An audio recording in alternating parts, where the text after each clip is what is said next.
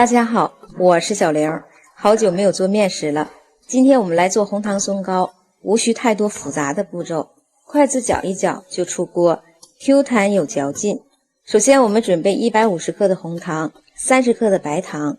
倒入550毫升的开水，搅拌搅拌，把红糖和白糖化开。晾至温热，加入5克的酵母粉，搅拌至酵母粉充分溶解，加入300克的普通面粉